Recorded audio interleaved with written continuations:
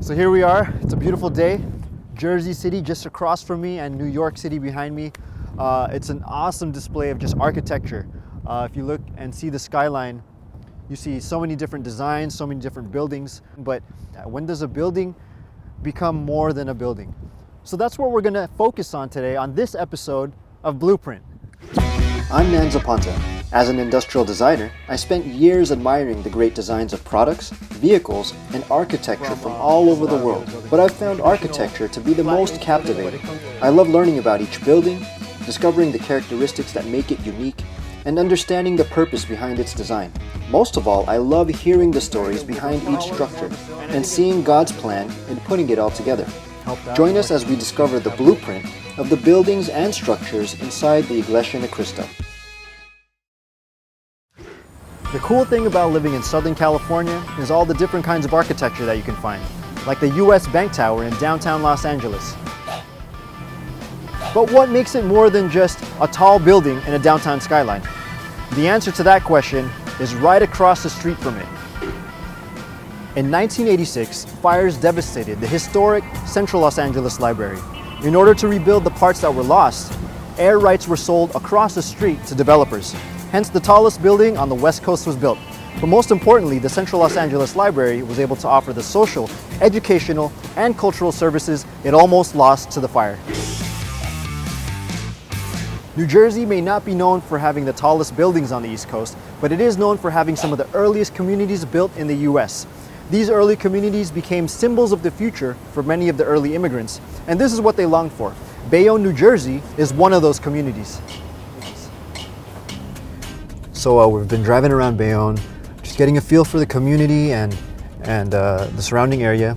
And one thing you'll notice is this is definitely a more historic region of the United States. So the architecture, the buildings are a lot older. Bayonne is located on a peninsula between Newark Bay to the west, the Kilvan Col to the south, and New York Bay to the east. Like most of the Northeast, many of the buildings were built with a type of sandstone material readily available in New Jersey and nearby Connecticut. I guess what they're called here are brownstones. The buildings typically are more brown because of the bricks that they use. And if you look around, they're more brown, warm tones, orange.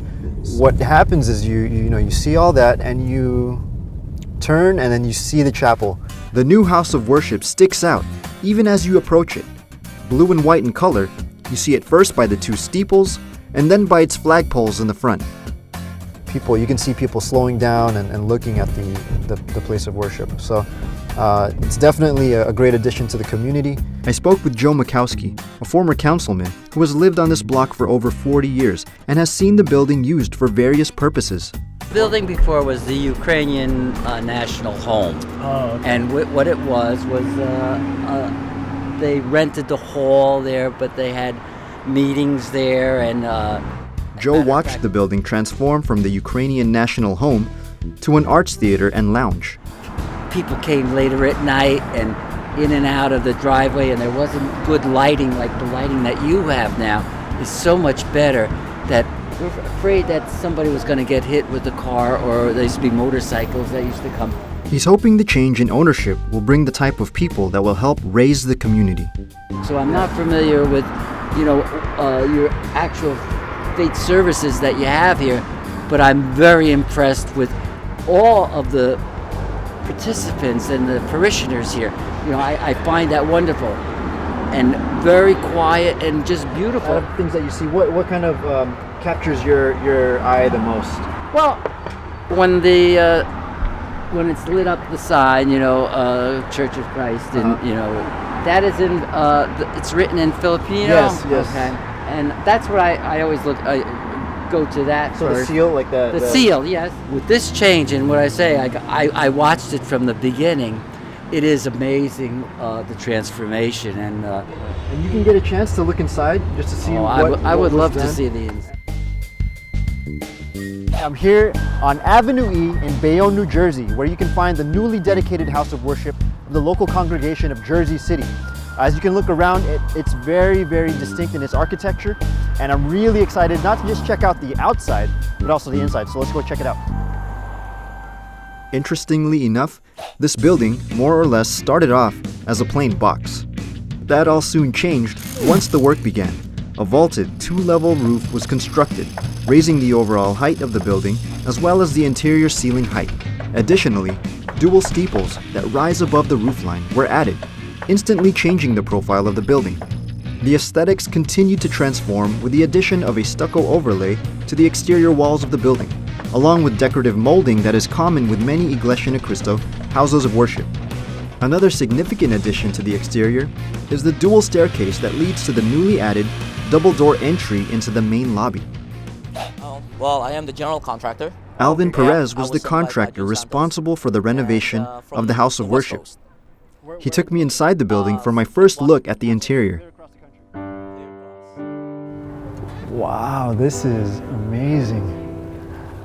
I can't believe my eyes. I mean, the outside's beautiful, but from the pictures that I saw from how it was before, I would have never expected it to look like something like this. Yeah. The ceiling, I mean, I noticed or I heard that the ceiling was a lot lower before. Yes, it was way lower. So, I mean, it seems like you can't just suddenly increase the ceiling. That seems like a really big undertaking. The roof used to be like 2 feet above the window. You can see where the window at. I mean, 2 feet above that. That's way lower. Yes. To increase the height of the roof, the team began building right above the existing roof. It was an ingenious solution that provided the crew a safe and solid platform to build on. This also allowed for the construction to begin inside simultaneously. With the existing roof still in place, it protected the interior from any debris or outside elements. The construction ultimately added 10 feet on top of the existing building. Once the new roof and ceiling were completed, the old roof was torn down and the result is the vaulted ceiling we see today. This is one of the hardest part of this building is raising the roof. And then what was the reason for raising the roof? Why couldn't you just keep it low? I've seen a lot of renovation. I've done a lot of renovation. I saw this building, I said to myself, there's so much potential just to leave it flat and low. So I asked the permission for the administration and they allowed me. The renovation transformed the building into a landmark on this busy thoroughfare in Bayonne. But that wasn't the only transformation. I mean, I've hired CRUZ, which is one of the special things that happened in this construction. The crew that was hired included some of the members of the Church of Christ who at the time were either unemployed or were students looking for employment. So I decided to help them out by giving them work at the same time, knowing that they don't have any experience. I took a chance of training them as I go.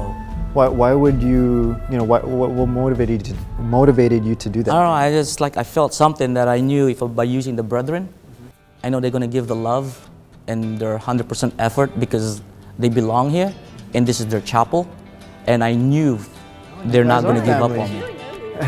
Yeah, we've been here for so long. First of all, it's not our line of, he's he's an IT. I'm a biology student, so it's like 2 separate ways. When they gave us the due date, we felt pressure, but we just left it all to God, helping us, prayed to Him. We finished it on time, and we actually did finish it on time. Wow. So God was really with you guys in everything that you did. And most of us are officers, so when there's panata, we just do devotional prayer in here, all of us. Wow, so you got to pray in the actual building that you guys were working in. Yes. So what did that mean to you? It meant a lot because, like you said, it was our own chapel. So, to be honest, everybody was pretty much working like a perfectionist. Alvin noticed that we spent too much time on things, but luckily he was patient and understood why we were working that way. Wow, so you guys were trying to just get everything perfect. Now, having accomplished what you guys did, has that opened up the doors to you guys helping in this kind of way? Do you guys want to pursue, being able to help in construction or in building? Oh yes, definitely. I would love to, but I did part-time because I'm still studying, but I think he'll go. going to the next project. So it was a great experience for all of you guys. You learned a lot. So as a crew, I've heard that you guys were inexperienced or unskilled. Actually, it makes me like really proud because everyone sees it. I mean, everyone sees it right now. How beautiful this place is, and we don't have any skill for this. We don't have any experience doing this. I'll just tell them, look at it, See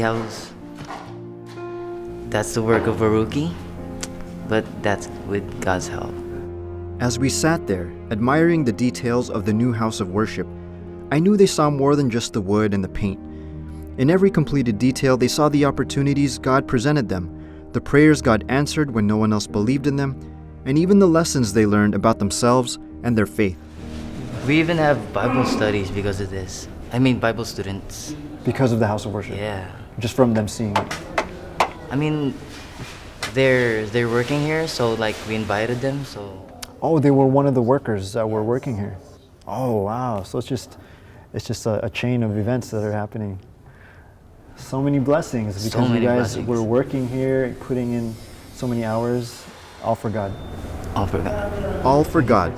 It's the same motivation that has carried the local congregation since it was established as an extension of Elizabeth, New Jersey on June 3rd, 1995.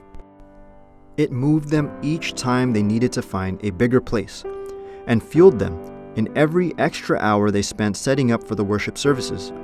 And when they were faced with challenges, it was the same love that inspired them to move forward, pray harder, and trust that God would always be there to help them. Every worship service, we made it a point that worship services will be spiritual, encourage all the brethren to hold their devotional prayers, aside from the local devotional prayers. And now here it is. March 12, 2016. It was the culmination of years of prayers, one made even more special with the executive minister, Brother Eduardo V. Manalo, leading the dedication and first worship service in the new worship building. To me, it's very personal, actually. Having a place of worship is not just plain having a place of worship. It's a manifestation of God's love for the locale. It's actually like God is saying, finally, I'm going to be pouring the many blessings you've been waiting for. That's how it is to me. It's no doubt it's really God's place of worship. It's really a chapel. It's comparable like the chapels in the Philippines. God's answers to our prayers and God's answers to the devotional prayers for the brethren here. I'm sorry, I'm teary-eyed. But it's a testament that, if you persevere, God will answer your prayers. Today, the local congregation here continues to move forward, their eyes now focused on making this place mean as much to the Bayonne community as it has come to mean to them. A hope that Gloria CRUZ, a local realtor who watched the building go from being on sale, renovated and transformed, believes isn't too far away. And I see this beautiful place. I saw the sign saying Iglesia de Cristo. Mm-hmm. So I was so happy. I almost jumped in the car. I just stopped beside and I started crying. You can see it from everywhere, not only physically, but you can feel it's something different going on here. It's been impacting already because everybody pass by, see there's something going on here. You don't need to know about real estate to know and figure out how it's something special for the church to be here. This place is different. This place is making a difference in the community. It's been another great trip here in Jersey City. Thanks for joining us on this episode of Blueprint, where in the end, everything is part of God's plan. On the next Blueprint, see how Jacksonville, Florida's geography brought thousands of people to immigrate to the region, including a growing number of members of the INC.